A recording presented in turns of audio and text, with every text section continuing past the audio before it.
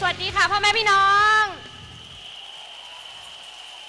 วันนี้ก็ขออนุญาตนะคะสรุปสถานการณ์เป็นภาษาอังกฤษให้กับสื่อต่างประเทศแล้วก็ชาวต่างชาติที่อาศัยอยู่ในประเทศไทยของเรานะคะ Ladies and gentlemen, to all our foreign press and media and our expats, with the intense situation that happened today, surrounding the rumors and lies spread by the caretaker government to give false information to the world, we urge you to listen to the truth from us.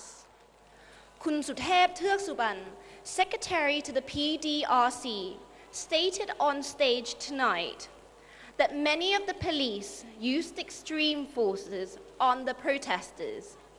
He even questioned whether those dressed in police uniforms are real policemen or not. The government tried to frame the protesters with images from 5 years ago, trying to fool the world. Do not listen to Yingluck's government. PDRC spokesperson Ekanat Prompan stated that the protest outside the Thai-Japanese Youth Center, Dindang Complex, was attacked by tear gas, pebbles, and rubber bullets fired by the police, injuring our protesters. CAPO, Center of Administration of Peace and Order, Head and Foreign Affairs Minister Surapong Towichatchaikul defended the police use of tear gas on anti-government protesters this morning, insisting that the handling of the situation met international standard.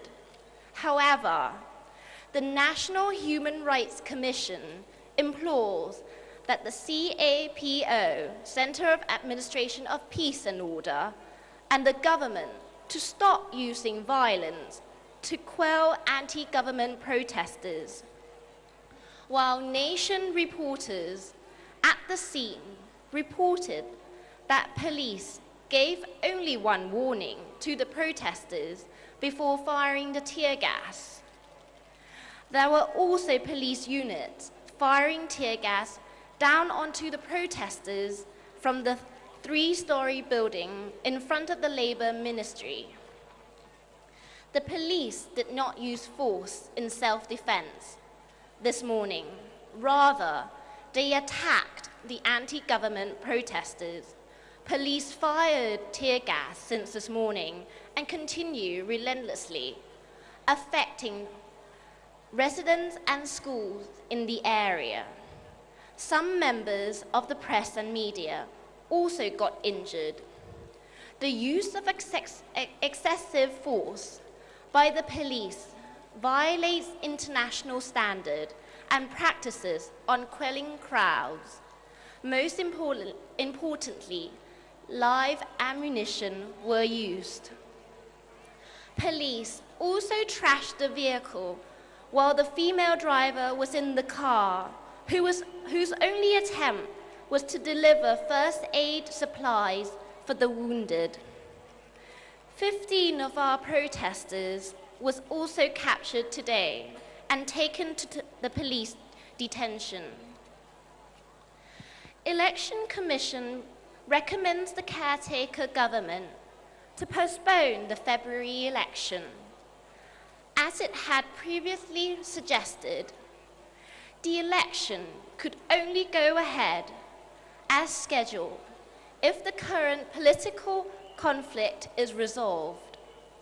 Should the caretaker government ignore this recommendation, election commissioners will use their individual authority to help remedy the situation. However, Kun Ekanat Prompan, spokesperson of the PDRC, questioned the election commission whether they are being upfront about the situation. By having approved the elections, even though the political candidates' registration is not completed, meaning the election can still continue, and if only just postponed, this would actually extend the campaigning period for all political parties involved to their benefits. Postponing the elections would also extend the caretaker, premiership, and government's term in office, again to their benefit.